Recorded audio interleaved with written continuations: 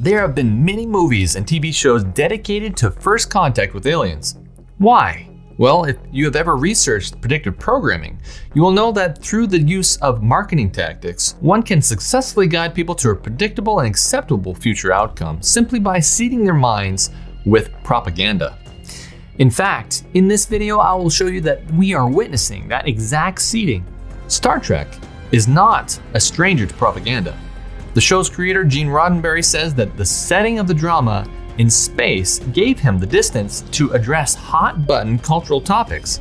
He said, if I wanted to talk to people about sex, religion, politics, make some comments against Vietnam, and so on, it might get by. And it did. You see, Roddenberry was convinced that he could alter society simply by producing content similar to the current events, but just far enough away to be shrugged off as entertainment.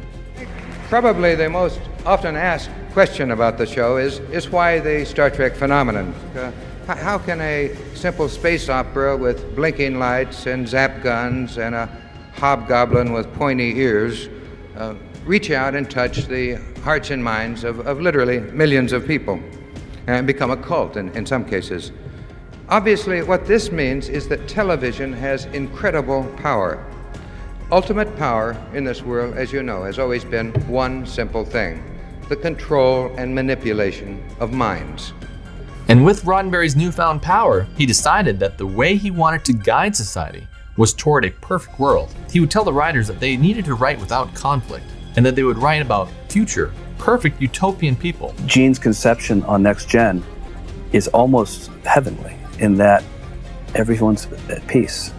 There was no evil. There's no money anymore. There was no jealousy. There's no fighting anymore. We negotiate. No tension. What? I like the dramatic constraints it put on me as a writer. Really? Well, I had to find new ways to tell stories. If our people are perfect and have no problems or conflicts between them, there is no story here. We would walk around in each other's offices going, I don't know how to write about that. I don't know how to write about perfect people. That was Gene's vision of Star Trek: The Next Generation. Take it or leave it. And what was the basis of this utopian future? A post-Third World, post-Second United States Civil War, and a one-world government.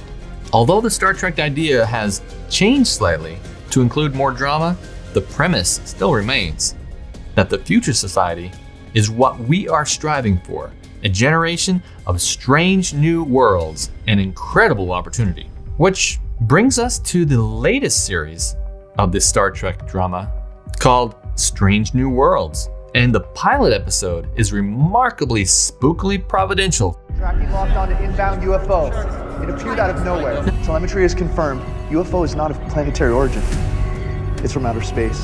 The plot is set in the future, and the premise is that the main characters are humans, technologically advanced humans, exploring the universe. These humans found a planet full of aliens that was basically about as technologically advanced as our societies today, making the audience of this show identify with the planet of aliens instead of the technologically advanced main characters. Our first visit from the stars is always the province of children's stories and science fiction. First contact is just a dream. Until one day, it isn't. What is that?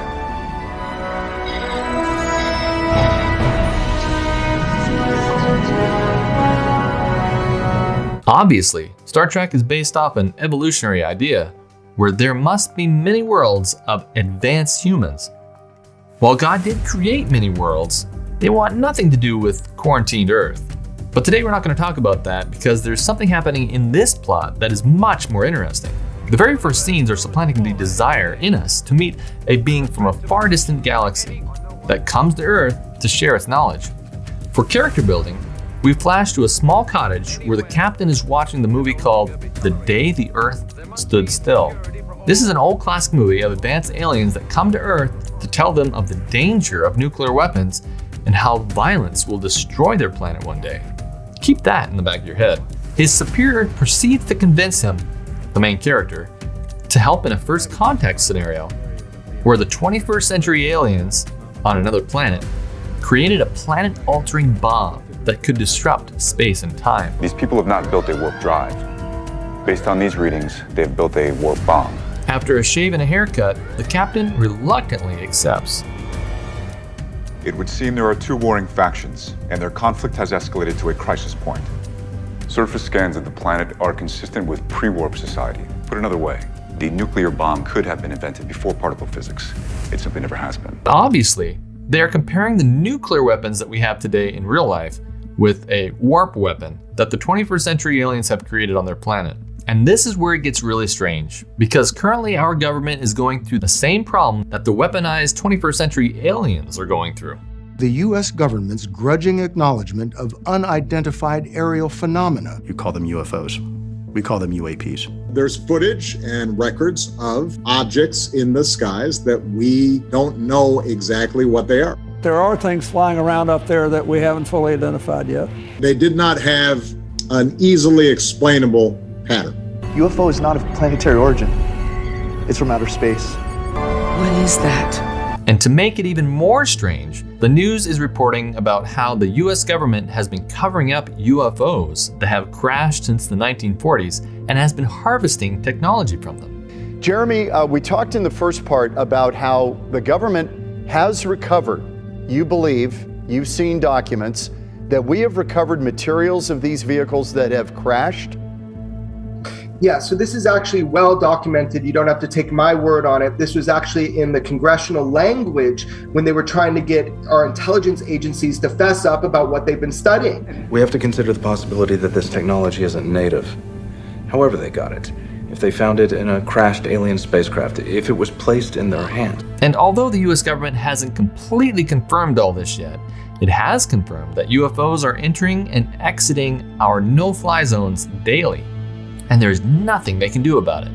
Lieutenant Graves told us pilots training off the Atlantic coast see things like that all the time.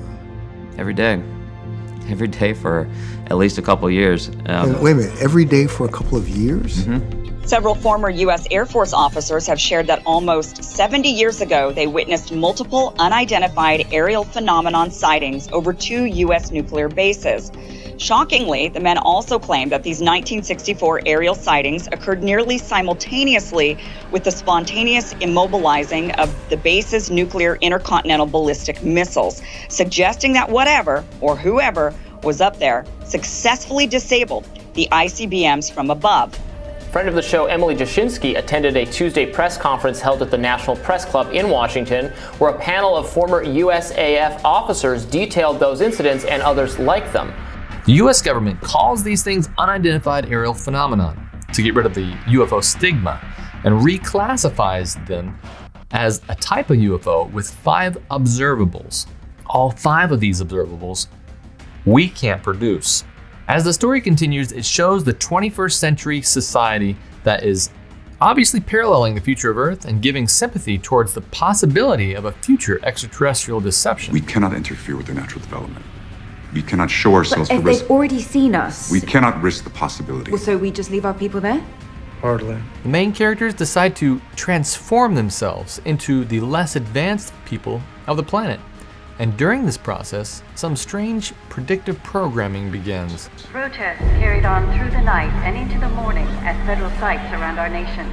Seditious elements continue to spread rumors of an advanced weapon being developed by the government for domestic Captain, use. it appears we've landed in a society in the midst of some prolonged civil conflict within this planet's government. Shades of old Earth. Are you familiar with the United States of America, Spock? Yes. As I am with both their civil wars and their devastating results. This society is already at a flashpoint, and they've somehow acquired an advanced weapon. The 2 main characters make their way to the highest parts of the world's leadership, in which they explain to the leaders the exact same things that the movie The Day the Earth Stood Still tried to tell the Earth. It is no concern of ours how you run your own planet. But if you threaten to extend your violence, this Earth of yours will be reduced to a burned-out cinder. The off-world help appear to come to the less advanced society that is confined to their planet and is at war with another faction. We're not ready for first contact. How did they get warped? We gave it to them, Captain. And now they're using our tech to build a weapon. They just wanted to crush their enemy, and we gave them the means. If we leave now, every death that follows is on our hands. We cannot further influence the destiny of this world. Mentor or not Spock, we already have. Our only option now is to influence it well. Chris, General Order 1 clearly states we cannot Screw General Order 1. They give them advice of peace and safety, but the world doesn't listen. It reminds me of what Roger Monroe, a former demon worshiper who was being groomed by a secret society, said before his co-workers saved him from committing to them. And he said it's going to be done in a unique manner. This grand plan is going to take people are going to eat the stuff. Because it says spirits, demon spirits, will declare themselves to be inhabitants of far distant planets in the galaxies that are coming to warn the inhabitants of planet Earth of the impending destruction of the planet unless something seriously proper is done to avoid it. The power you're harnessing can bridge the gap between worlds, but its capacity for destruction cannot be underestimated. We have been in conflict with a seditious faction for centuries. This is our opportunity to end that conflict. Through mass murder? Whoever has the biggest stick wins.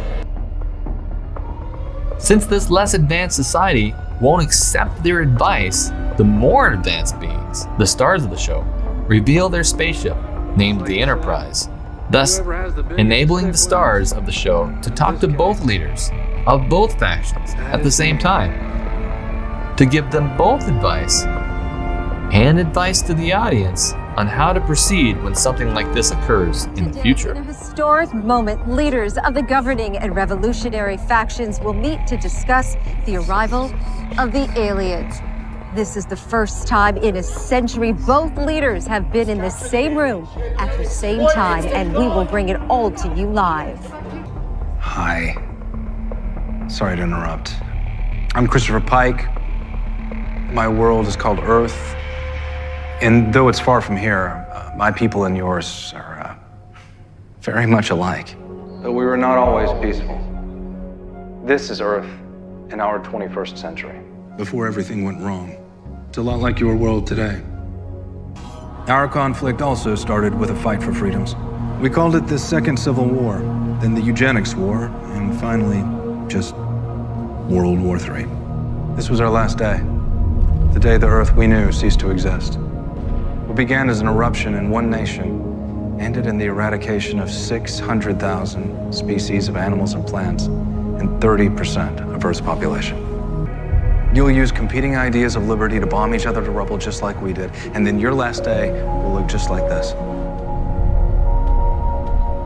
The show really doesn't give a clear solution on what happened beyond that, but the Bible is clear in Luke 21:11 that fearful sights and great signs shall there be from the heaven.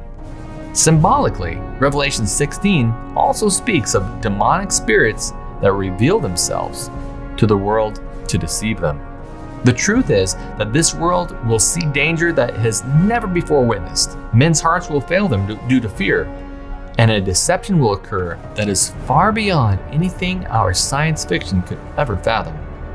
But it's at that time that God says we should look up, because our salvation is at hand. As I believe this is a very important topic, I've created a YouTube channel called Strange Normal, where we talk about the strange events that happen in your normal life.